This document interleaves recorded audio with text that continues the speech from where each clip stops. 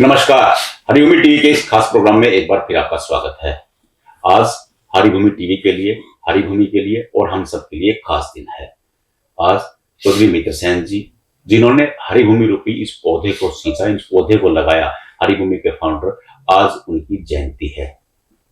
एक ऐसी महान हस्ती जिन्होंने न केवल मीडिया में, कृषि में, उद्योगों में, आर्य समाज के लिए व पूर्ण समाज के लिए वो कार्य किए जो शायद ही आज कोई व्यक्ति कर सकता है। एक ऐसे व्यक्तित्व जो न केवल गुणों की खान थे बल्कि उदारता की परिमूर्ति थे।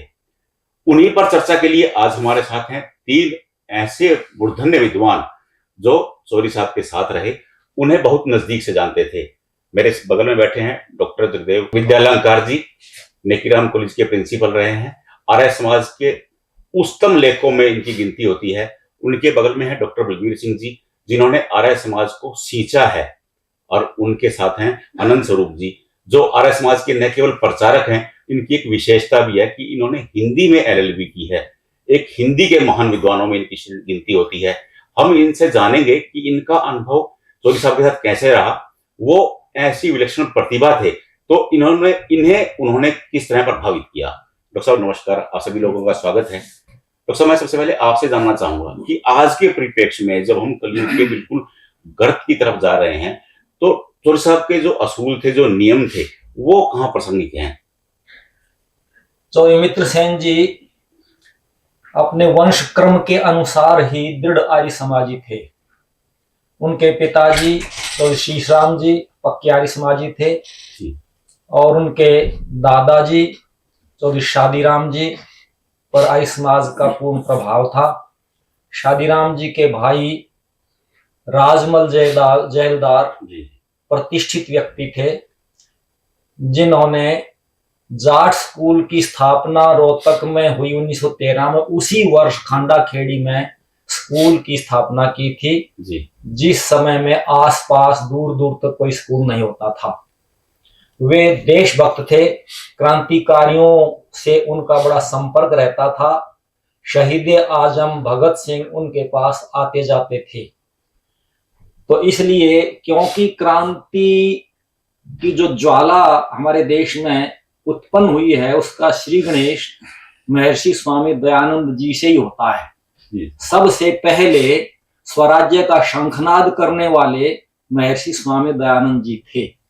उन्हीं से प्रेरणा लेकर के श्याम जी कृष्ण वर्मा विदेश में गए, वहां इंडिया हाउस की स्थापना की।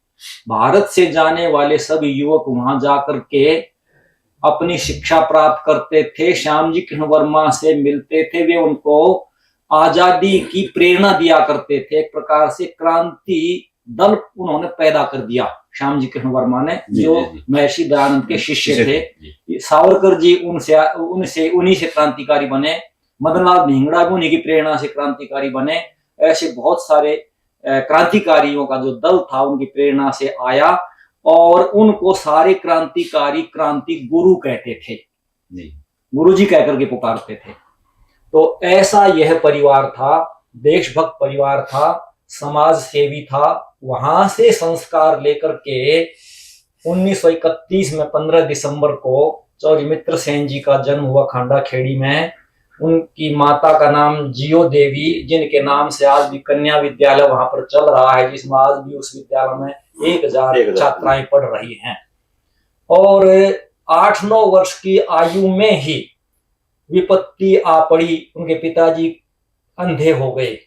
एक ऐसी दुर्घटना हुई, वे फिर कुछ काम नहीं कर सके, और परिवार में जिम्मेदारी जो आ पड़ी उनके बड़े भाई बलबीर सिंह और चौधरी मित्र सेन, इन दोनों के ऊपर।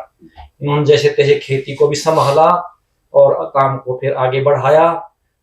बस कुछ ही दिन वो करे, फिर उन्होंने आगे काम किया, व्यापार की तरफ उनकी रुचि बन गई। 31 का उनका जन्म, 1849 में उन्होंने इच्छा तो थी मैं कुछ अपना काम करूं, व्यापार करूं, लेकिन उसकी कुछ जानकारी प्राप्त करने के लिए उन्होंने 8-9 वर्ष फिर और बाहर लगाए, रोहतक में, हिसार में, सोनीपत में, यहाँ तक कि उदयपुर में भी रहकर नौकरी की, और जो तकनीकी शिक्षा थी उसका अनुभव प्राप्त किया नौकरी करके। तब उनको ये आत्मविश्वास हो गया मैं अपना काम कर सकता हूँ। तब 1958 में लगभग उन्होंने रोहतक में वो लेथ की मशीन बनाई दूसरे अपने सहभागी के साथ मिलकर के। फिर तो वे आगे बढ़ते चले गए भगवान की कृपा से। 1961 में फिर वे उधर उड़ीसा की तरफ उन्होंने अपना कार्य आरंभ कर दिया। उसके बाद 1968 में तो चौधरी मित्र सेन जी का नाम बड़े बड़े उद्योगपतियों में आना शुरू हो गया था। और केवल उनकी विशेषता ये थी वो उद्योगपति ही नहीं थे, वे उनके अंदर क्योंकि महर्षि दयानंद की जो ज्वाला थी वो धधक रही थी, वे विचार उनके अंदर विद्यमान थे, वे संस्कार उनके अंदर विद्यमान थे, सेवा का भाव उनके अंदर था, वे एक दृढ़ आर्य समाजी भी साथ साथ थे। इसलिए वे चाहते थे कि ऐसा काम व्यापार में भी हमें नहीं करना जिससे हमारा अपना तो लाभ हो, किसी दूसरे का कोई नुकसान ना हो जाए। उनका ये नियम था, उनका ये सिद्धांत था। और वेद की एक सूक्ति आती है, मित्र से चक्षुषा समीक्षा महे, हम पूरे दुनिया के लोगों को मित्र की भावना से ही देखें। ये उनकी विचारधारा थी। मनुष्य की परिभाषा, उस परिभाषा से बहुत प्रभावित चौधरी मित्र सेन हुए थे जो महर्षि दयानंद ने सत्यार्थ प्रकाश में अपने मंतव्य प्रकाश में लिखी है। मनुष्य उसको कहना जो मननशील होकर के स्वात्मवत अन्यों के सुख दुख और हानि लाभ को समझे। ये उनकी विचारधारा थी। तो बहुत धार्मिक वृत्ति के वे थे, बहुत शांत प्रकृति के थे। अनेक बार उनके निवास पर जाकर के उनके दर्शन करने का, बातचीत करने का अवसर भी प्राप्त हुआ। सबसे पहले वे गुरुकुल झज्जर में मैंने उनके दर्शन किए थे। वो झज्जर से उनका बड़ा अच्छा लगाव रहा है। आर्य समाज जो झज्जर रोड था यहाँ रोहतक में, उसके सदस्य बने थे, गुरुकुल झज्जर के सदस्य बन गए थे बहुत पहले ही।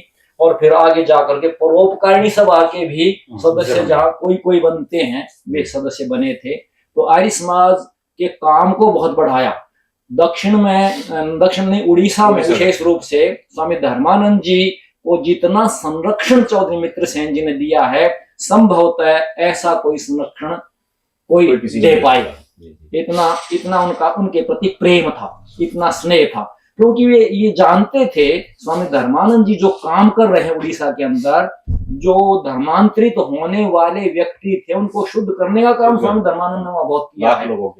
बहुत ज्यादा बीमार हो गए थे, आशा नहीं थी धर्मानंद जी के बचने की, लेकिन वो केवल चौधरी मित्र सेन जी के सहयोग के कारण वो उनका जीवन समझे एक प्रकार से दोबारा से स्वस्थ हुए। वे आज तक भी उस काम में लगे हुए हैं। उनकी ऐसी लंबी शिष्य परंपरा है, कम से कम 15-16 उनकी अपनी संस्थाएं हैं, जो गुरुकुल हैं, अनाथ आश्रम है, जहां वो काम कर रहे हैं। और उड़ीसा के क्षेत्र में तो आज भी उड़ीसा आर्य सभा के प्रधान भी हैं। और पूरा इतना प्रभाव धर्मानंद जी का कि जब पता चलता है हमको, ईसाइयों का वहां ज्यादा बोलबाला है, वो धर्मांतरित करते हैं। जब भी पता चलता वहीं पहुंचकर उनको फिर से घर वापसी कराते हैं। इतना बड़ा काम स्वामी धर्मानंद कर रहे हैं। तो किसके बलबूते पर? चौधरी मित्र सेन जी और अब रुद्र सेन जी आदि जो सभी उनके पुत्र हैं, वे भी उसी प्रकार के हैं। वे ही संस्कार उनके पुत्रों में भगवान की दया से वे भी अपने काम को बहुत अच्छे प्रकार से कर रहे हैं। तो चौधरी मित्र सेन जी से आज के युग में चाहे वो बालक हो, चाहे युवा हो, चाहे बड़ा प्रौढ़ व्यक्ति हो, सभी प्रेरणा ले सकते हैं। ऐसा आदर्श उनका एक जीवन था। महर्षि दयानंद के उन सिद्धांतों को अपना आदर्श बनाया था। महर्षि दयानंद के जैसे अपने आदर्श रामकृष्ण थे, वैसे ही चौधरी मित्र सेन जी के अपने आदर्श महर्षि दयानंद थे। और उनको लेकर के उन्होंने अपने जीवन में सारे कार्य किए, समाज सेवा के काम किए और शिक्षा के प्रचार प्रसार के सारे कार्य किए। और दुर्भाग्य से वे थोड़े से जल्दी हमारे बीच से चले गए एक असाध्य बीमारी के कारण, नहीं तो अभी और भी ज्यादा काम करते। भगवान की दया से उनके काम को, उनके उस बाग को, बगीचे को और ज्यादा लहलहा रहे हैं उनके पुत्र से मिलकर के। तो वे सभी बधाई के पात्र हैं। इन्हीं शब्दों के साथ आप सभी का मैं धन्यवाद भी करता हूं जो आपने मुझे यहाँ आने का या बोलने का, ये चर्चा करने का अवसर दिया। आप सभी का बहुत बहुत धन्यवाद। तो प्रवीण जी, मैं आपसे जानना चाहूंगा, एक आजकल बड़ी परंपरा है, इंसान 100 रुपए देता है, इवन की पौधा लगाता है तो भी फोटो खींचता है।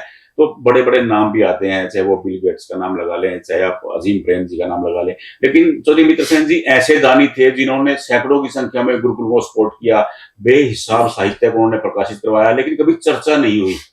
तो ऐसे ये गुण कहां से मिल सकता है? आपने बिल्कुल सटीक सही अनुकूल प्रश्न किया है। आज इस शुभ अवसर पर चौधरी साहब की जो जयंती है, जन्मोत्सव है, उसकी शुभ वेला पर उनके प्रति जो डॉक्टर साहब ने, जगदेव जी विद्यालंकार जी ने उनके जीवन के ऊपर प्रकाश डाला। और आपका दूसरा जो प्रश्न है दान संबंधी, क्योंकि हितोपदेश में कहा है परिवर्तनी संसार मृत को आन जायते सह जातो ये जाते याति वंशोन्नति। चौधरी साहब अपनी जाति, वर्ग, आर्य समाज, परिवार में या मैं कहूं प्रदेश में एक अनूठे व्यक्तित्व रहे हैं। उनकी तुलना यदि आप करेंगे तो जिस प्रकार से भामाशाह हुए हैं, शेर छाजूराम जी हुए हैं, जो जिसका नाम आता है इतिहास में दान देने में, लेकिन इस युग में आर्य समाज के परिप्रेक्ष्य में यदि हम दानियों की सूची बनाएंगे तो चौधरी साहब से ऊपर हमें कोई नहीं लगता। मेरा ऐसा मानना है ये उनसे भी बढ़कर थे, क्योंकि इनकी दान देने की प्रतिभा और विस्तार चहुमुखी था।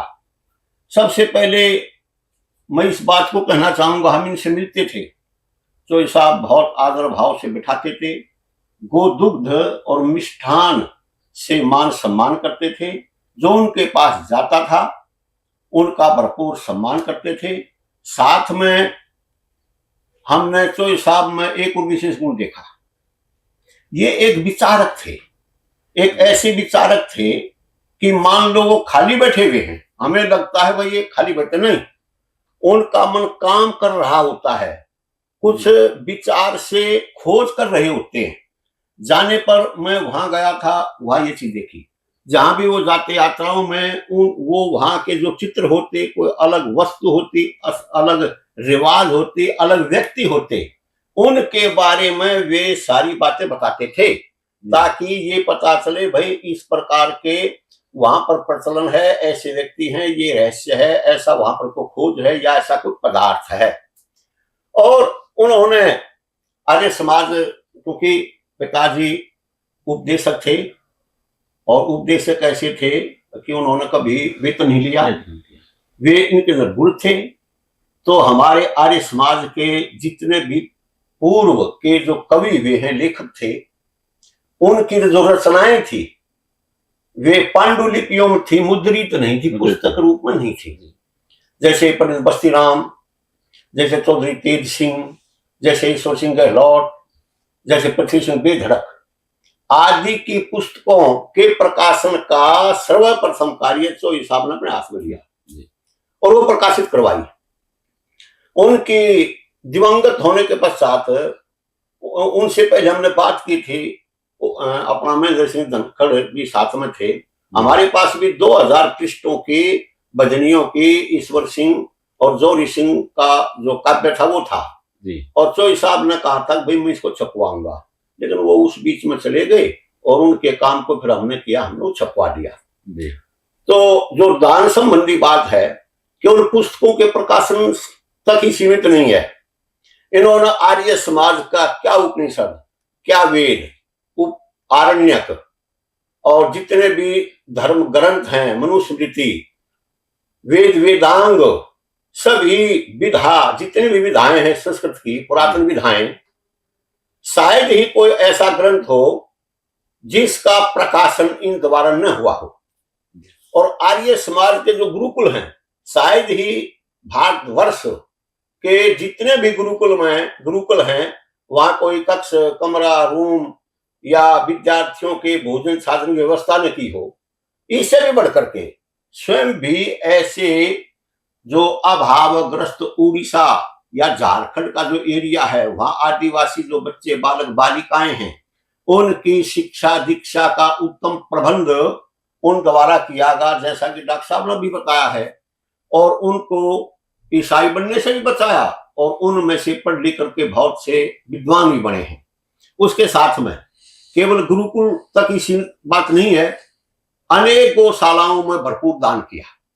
गौशाला भी नहीं, पाठशालाएं हैं, वाचनालय हैं, पुस्तकालय हैं, विद्यालय, स्कूल, कॉलेज, जहां भी जो व्यक्ति गया इनसे दान की इच्छा से तो खाली हाथ नहीं आया, इन्होंने बहुत अधिक दान दिया। और इनके नाम से जैसे गांव के अंदर भी एक उन्नत भारत दर्शन का जो ऊंचा शिवाला है वह भी दिग्दर्शन करवाता है, बताता है अब ये कैसी प्रतिभा थी। उसके साथ में हमने ये भी देखा कि आर्य समाज की उन्नति के लिए इनके अंदर एक अशक्त थी, एक सोचते थे कि आर्य समाज का उद्धार कैसे हो सकता है। यहाँ दान मठ में भी उन्होंने यज्ञ का जो बड़ा एक कक्ष हॉल था उसमें पैसे लगाए, नीचे जो बड़ा हॉल था जिसको हम शहीदी भवन बोलते हैं उसके निर्माण में भी बहुत बड़ा योगदान रहा है। कहने की बात यह है कि यदि हम उनके विषय में, दान के विषय में कहते चलें तो समय कम पड़ जाएगा, लेकिन दान की सूची अनंत है, असीम है। उनके हम पूरी तरह से नाम नहीं बता सकते, लेकिन बहुत संस्थाओं में बहुत दान दिया है। लेकिन ये दान कैसे? इनका जीवन परोपकार का था, परमार्थ का था। इन्होंने सोचा जो हम कमा रहे हैं परमार्थ में, दान में जितना लगाते थे परमात्मा उसकी पूर्ति कर देता था और कोई कसर नहीं रही। अब एक पत्र के माध्यम से, हरिभूमि पत्र है जो बहुत प्रसिद्ध पत्र है, उसमें शुद्धि भी है, भाषा भी ठीक है और समाचारों का भी एक संतुलित उसके अंदर व्यवहार और लेखन है। और उसके कार्य करने वाले भी मैं सोचता हूं कि बड़े सतर्क हैं, सजग हैं, ताकि पत्र की प्रामाणिकता बनी रहे। यह काम भी उन्हीं के करकमलों से हुआ। कितनी ऊंची सोच थी, क्योंकि समाज में आपने किसी जाति की, किसी स्टेट की, किसी प्रांत की, मानव जाति का उद्धार होता है तो समाचार पत्रों के बिना नहीं हो सकता, क्योंकि उससे ज्ञान की वृद्धि होती है। ज्ञान विज्ञान, समाज की प्रचलित जो भी मान्यताएं हैं, जैसा समाज हो रहा है वैसा होता था। उन्होंने केवल यहां नहीं, जो दान के कई रूप होते हैं जी, उन्होंने जीव मात्र के दिया। क्या दिया? पर्यावरण दिया। कितने वृक्षों का पौधारोपण करवाया, जहां भी देखोगे आप वहां फलदार पौधे हैं या छायादार पौधे हैं या दूसरी प्रकार का जो वृक्षारोपण है बहुतायत में करवाएगा इस परिवार के द्वारा, जो कि मानव कल्याण के लिए, सृष्टि के लिए, मानव मात्र के लिए, जीव मात्र के लिए कल्याण का मार्ग उन्होंने प्रशस्त किया। किंबहुना अंत में यही कहूंगा कि यदि हम संप्रति इस समय देखें तो इस व्यक्तित्व के सामने मुझे नहीं दिखता दान में, शिक्षा में, दीक्षा में, परोपकार में, उपकार में, समाज की भलाई में जो काम इन्होंने, जो कीर्तिमान इन्होंने स्थापित किए हैं, शायद ही कर को पाया हो और भविष्य पर हम छोड़ देते हैं, शायद ही कोई ऐसा पैदा हो। तो इस पुनीत अवसर पर हम नतमस्तक होकर भावभीनी उनको श्रद्धांजलि देते हैं और उनका जन्मोत्सव है। हमें खुशी है कि ऐसे विरले रत्न इस भारत धरा, हरियाणा की उर्वरा धरा पर पैदा हुए और जिन्होंने समाज के लिए बहुत अधिक काम किया। धन्यवाद। डॉक्टर सोमदत्त जी, मैं आपसे जानना चाहूंगा, एक ऐसा बालक जो अभी बालपन में था, उस पर बोझ पड़ा, पिताजी की आंखें चली गई, उन्होंने खेती से काम शुरू किया, उसके बाद लेथ मशीन का काम सीखा और वो एक छोटी सी लाइफ में देश के नामचीन उद्योगपति बने। उस स्ट्रगल को आप किस रूप से देखते हैं? इस प्रकार के उदाहरण हमारे भारतीय इतिहास में बड़े दुर्लभ हैं। जिस प्रकार का उदाहरण स्वर्गीय चौधरी मित्र सिंह आर्य जी के साथ हुआ था।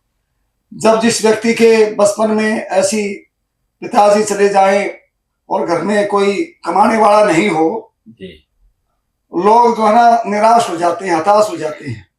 लेकिन परमात्मा की अपार कृपा हुई कि पहला उनका परम सौभाग्य था कि उनका पूरा परिवार आर्य समाज में दीक्षित था और वो जो महर्षि दयानंद की विशेष विचारधारा थी उस विचारधारा से उनको पूरा हौसला मिला, धैर्य मिला। वो धैर्यवान बचपन से थे और वो प्रतिभाशाली थे। और उनके जो चाचा जी थे वो रोहतक में थानेदार थे। चाचा जी उनको रोहतक में बुला लिया कि मित्र सेन जी यहाँ आ जाओ, आप यहाँ काम संभालो। लेकिन चाचा के आने से पहले जब उन्होंने देखा कि भाई इस विषम परिस्थिति को कैसे संभाला जाए, उन्होंने बड़े संयमी थे। उन्होंने हर प्रकार के संकटों का सामना किया और अपने संकटों को पार करके जैसे तैसे कृषि पशु व्यापार में काम आगे बढ़ाया, खेती की और घर के कामों को आगे बढ़ाया, परिवार को आगे बढ़ाया। इस प्रकार के व्यक्ति बड़े दुर्लभ होते हैं। जो व्यक्ति विषम परिस्थितियों में अपने परिवार को आगे बढ़ाने का काम करता है। मैं मानता हूं हरियाणा में सर्वप्रथम इस प्रकार का उदाहरण स्वर्गीय चौधरी मित्र सेन आर्य जी के साथ हुआ है। जिन बुलंदियों को उन्होंने चुना, जिन बुलंदियों पर वे पहुंचे, तो इस प्रकार की बुलंदियों पर पहुंचने वाले व्यक्ति उंगलियों पर गिनने लायक होते हैं। इस प्रकार की सामाजिक परिस्थिति अनेक व्यक्तियों के साथ हुई होगी, होती भी है कि बचपन में कोई सहारा न मिले, लेकिन उन्होंने अपने एयरटेल्स में भी नौकरी की, सोनीपत भी गए, उदयपुर भी गए, रोहतक झज्जर रोड पे भी काम किया। लेकिन उनकी जो विशेष बुद्धि थी, प्रखर बुद्धि थी, प्रखर बुद्धि का उन्होंने सदुपयोग किया और परमात्मा ने उनको ऐसा विवेक दिया था कि वो चलते रहे और आखिर में आकर के उन्होंने हरियाणा की विशेष पहचान केवल हरियाणा में नहीं बनाई, दूसरे प्रदेशों में, उड़ीसा में, बिहार में अपनी विशेष पहचान की। और जैसा उनका नाम था मित्र सेन, वो सबके मित्र थे। जो भी उनके दर्शन कर लेता था, उनके दर्शन करके वो उसकी बिना मांगे सहायता करते थे। मैंने पहली बार ऐसा व्यक्तित्व देखा अपने जीवन में जो बिना याचना किए किसी की सहायता करने के लिए आतुर रहता है। इस प्रकार के व्यक्तित्व के धनी स्वर्गीय चौधरी मित्र सेन आर्य जी का जो प्रारंभिक जीवन था वो कष्टों से घिरा हुआ था, लेकिन परमात्मा की कृपा हुई, वो अपने सोपान पर बढ़ते रहे। संस्कृत में श्लोक आता है, प्रारब्धते विघ्न खुलु भयेन नीचै प्रारभे विघ्न विहिता विरमन्ति मध्या विघ्नै पुनः पुनरपि प्रतिहन्यमाना प्रारब्धमुत्तमजानान् परित्यजन्ति। संसार में कुछ व्यक्ति ऐसे होते हैं, ये भर्तृहरि रीति का श्लोक है, कि कुछ व्यक्ति संकटों की वजह से काम को शुरू नहीं करते। वो होते हैं अधम प्रकृति के, रुकावट आएंगी, पता नहीं काम पूरा होगा या नहीं होगा। लेकिन बीच के लोग होते हैं जो काम शुरू करके मुसीबत आई, बाधा आई, छोड़ के पलायन कर जाते हैं। लेकिन चौधरी मित्र सेन जी वो आदमी थे उत्तम प्रकृति के, जो शुरू हुए काम को कभी छोड़ते नहीं थे। ये उनके विशेष गुण थे और हमें उनसे विशेष प्रेरणा मिलती है। मुझे अब तक ध्यान है, दिल्ली में आर्य समाज का कार्यक्रम था, हवन चल रहा था, और जो यजमान थे वो दक्षिणा देना भूल गए कई लोगों को। अच्छा। मित्र सेन जी मेरे पास है, इनसे गलती होगी, इसका सुधार मैं करूंगा। अच्छा। वो दक्षिणा जितने हवन करने वाले थे ना, सबको अपनी जेब से दक्षिणा दी उन्होंने। अच्छा। मैंने कहा जी आप क्या कर रहे हो? मैंने कहा, वो ने कहा नहीं, उनके तो मेहमान आगे थे, अतिथि आगे थे, वो वादस्त हो गए, ये पाप लगेगा, ये उनको ध्यान नहीं है। स्वयं बिना याचना किए हम तीन थे पुरोहित, तीनों को उन्होंने जो है ना 500 रुपए दे करके हमारा जो है हौसला बढ़ाया। कहा निराश ने कहा जी आपका तो बनता भी नहीं। बोले नहीं, कुछ नहीं बनता हो, बैठा तो मैं भी था। अच्छा। ये पाप मुझे भी लगेगा। ये लोग जो ना उनका महत्व नहीं जानते, चले गए अतिथियों से मिलने। तो जो है इस प्रकार के मैंने स्वयं देखा है। और एक बार और देखा मैंने कि गौशाला में ये स्वयं पहुंचते थे और गवों को चारा देकर आते थे। और एक बार मैं रेलवे स्टेशन रोहतक पर खड़ा हुआ था, मैंने कहा जी आप आध घंटा से खड़े हो, मेरी ट्रेन तो लेट है, मैं दिल्ली पैसेंजर था रेल का। मैंने कहा आध घंटा हो गया, क्यों खड़े हो आप यहाँ? बोले आर्य समाज के बहुत बड़े उपदेशक, लेखक और माने जाने पहचाने विद्वान आएंगे। मैंने कहा उनका नाम क्या है? का डॉक्टर भवानीलाल भारती है। अच्छा। का मैं उनको अपना विशेष गुरु मानता हूं। मैंने कहा मैं उनको लेकर के अपनी गाड़ी में जाऊंगा, ड्राइवर यहाँ खड़ा है, और मैं उनको प्रतिवर्ष हवन के लिए और उपदेश वेद उपदेश के लिए अपने घर बुलाता हूँ, और 7 दिन मेरे घर रहेंगे, और मैं विद्वानों को बदलता रहता हूँ। पिछले साल दूसरे आए थे। अच्छा। मैंने कहा जी मैं दूसरे ट्रेन में मैं भी उनके दर्शन करूं। जब वो आए, उनके चरण स्पर्श किए, कितने सरल स्वभाव के। भवलाल भारतीय जी से मेरी बात हुई, कहा जी कितने दिन रुको? बोला 10 दिन रुकूंगा। फिर इस प्रकार के विद्वानों का जितना सत्कार मित्र सेन सिंधु जी ने किया, इतना सत्कार करने वाला मैंने आज तक अपने जीवन में नहीं देखा। क्योंकि जिसके पैर में फिटे विवाही सो क्या जाने पीर पर आई। उन्होंने बचपन में कष्ट सहे थे, इसलिए वो दूसरों का सम्मान करना जानते थे।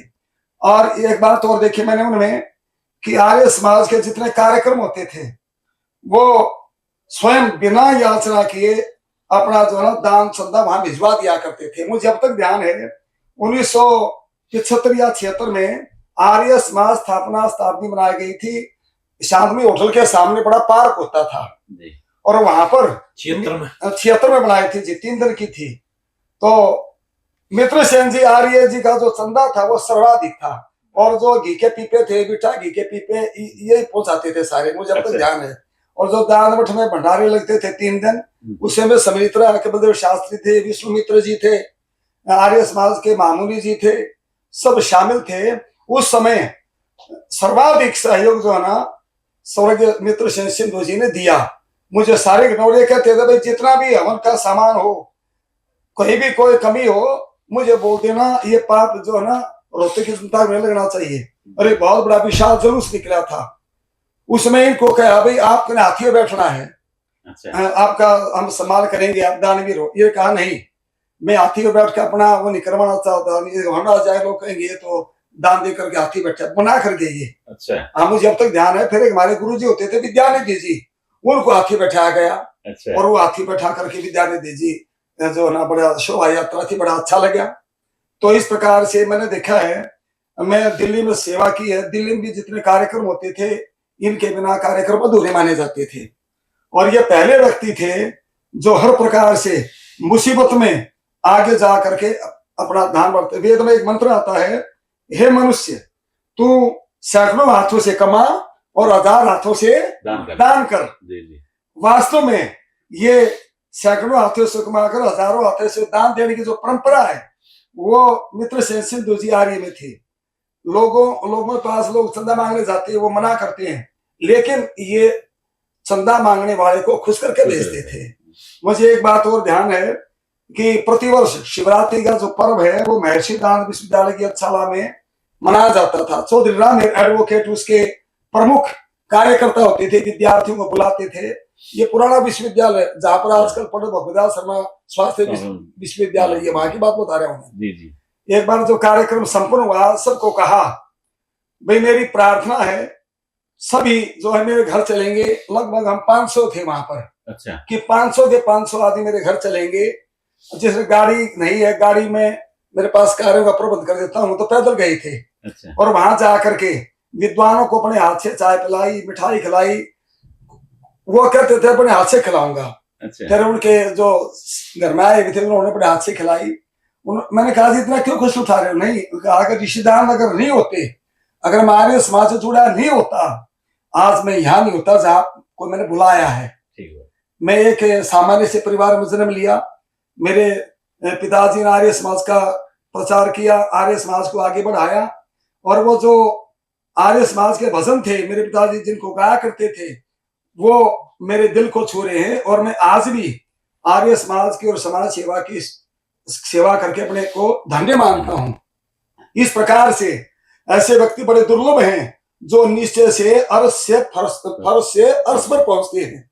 जब तक जग में 4 दिशाएं कुदरत के ये नजारे हैं, सागर नदियां धरती अंबर जंगल पर्वत सारे हैं, नाम रहेगा चौधरी मित्र सेन आर्य का जब तक चांद सितारे हैं। जब तक बहेगी हिमालय से गंगा की धारा, तब तक नाम रहेगा जग में निर्मल नाम तुम्हारा। युगों युगों तो गाएगा इतिहास तुम्हारी गाथा।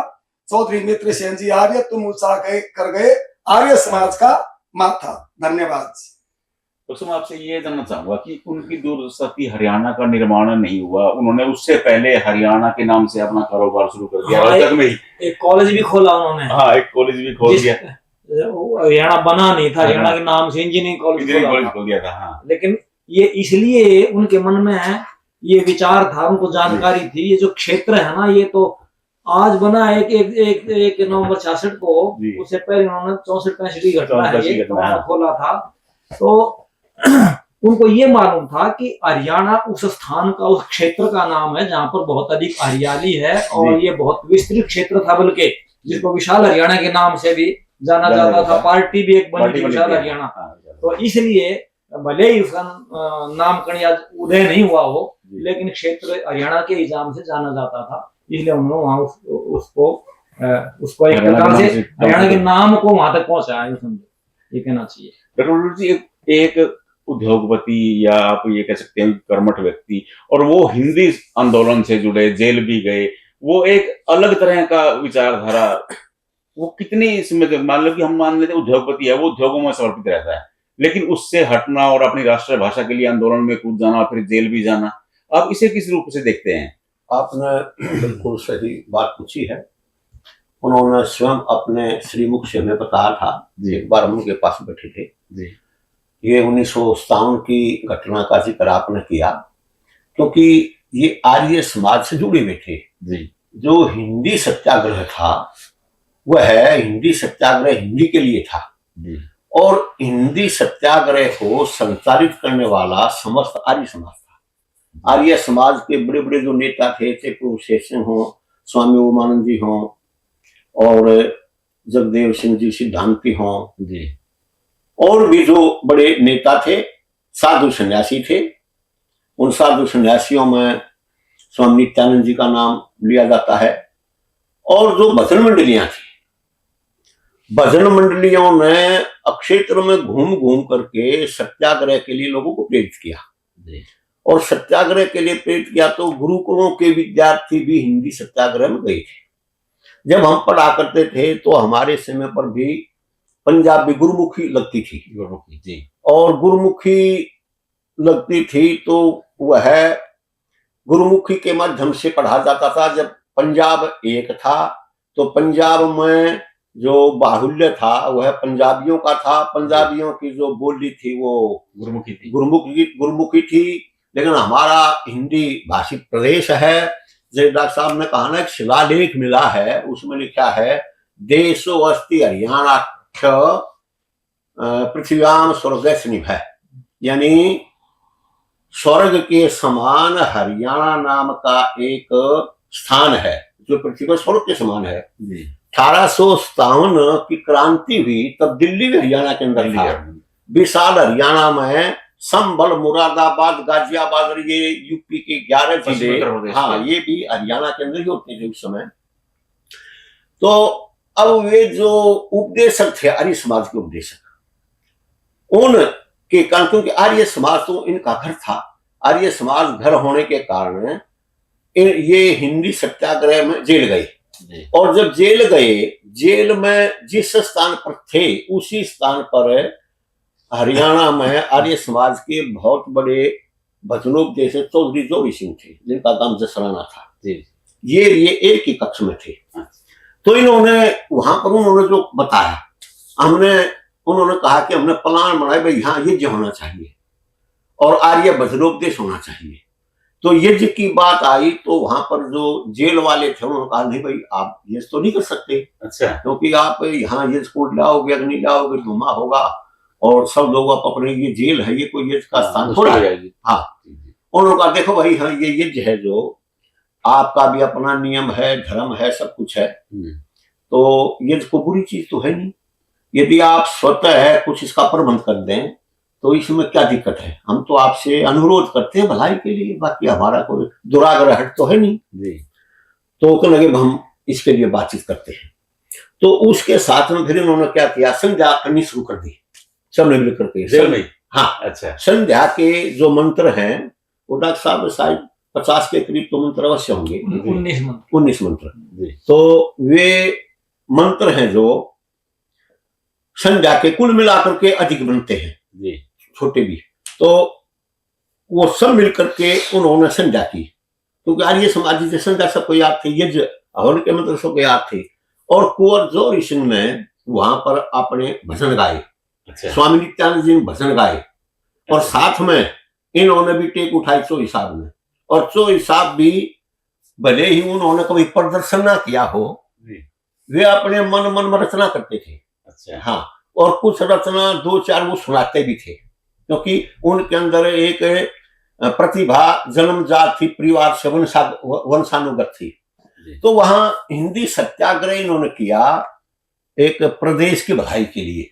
अब हमारे विद्यार्थी जो पढ़ते हैं वो हिंदी की बजाय पंजाबी गुरुमुखी में पढ़ते हैं, वो सहज में सीख नहीं पाते, उनके इतने अंक नहीं आते जो पंजाब वालों के आ जाएंगे।